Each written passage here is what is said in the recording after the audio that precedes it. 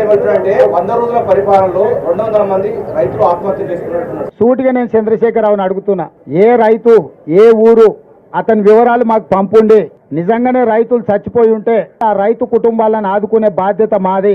200 కుటుంబాలను ఎన్నికలైన మరుక్షణం సచివాలయానికి పిలిచి వాళ్ళని ఏ రకంగా ఆదుకోవాలో మా ప్రభుత్వం నిర్ణయం తీసుకుంటుంది. చంద్రశేఖరరావు గారికి 48 గంటల సమయం ఇస్తున్న చనిపోయిన రైతుల 200 మంది రైతుల వివరాలు ప్రభుత్వానికి నివేదిక రూపంలో ఇవ్వాల్సిందిగా నేను వారిని కోరుతున్నా.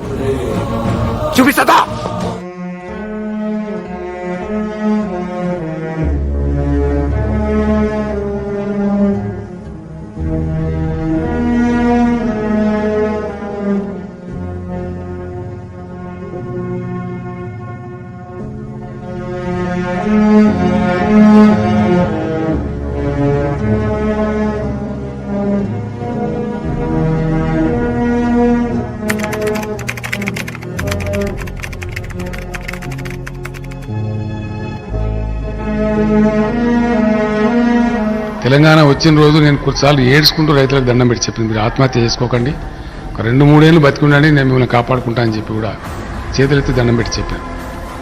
ఒక పాలసీగా ఇప్పుడు కొంతమంది తెలిసి తెలియక తెలివిలేక ఏదేదో మాట్లాడుతుంటారు, అవి పట్టించుకోండి. నేను కారణం ఏంటంటే తెలంగాణ కలబడి కొట్లాడి తెచ్చుకున్నాం. ఈ తెచ్చుకున్న తెలంగాణ నిలబడాలి. ఎట్టి పరిస్థితుల్లో నిలబడాలంటే 100% గ్రామీణ ప్రాంతాలు చల్లగా ఉండాలి, రైతులు బాగుండాలి, రకరకాల బాధలు వాళ్ళకు ఉన్నాయి తొలగిపోవాలని చెప్పి రైతు బంధు రైతు బీమా లాంటి స్కీమ్ తెచ్చుకున్నాం. 24 గంటలు ఫ్రీ కరెంట్ ఇచ్చుకుంటా ఉన్నాం.